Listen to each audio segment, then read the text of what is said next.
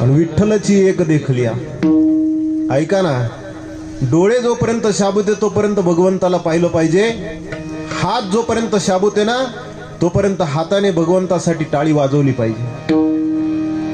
पाय जोपर्यंत शाबूत आहे ना तोपर्यंत पंढरीची वारी नर्मदेची परिक्रमा घडली पाहिजे. हे सगळं शरीर अंथरुणावर पडतं आणि मग संतांची विनंती करतो महाराज.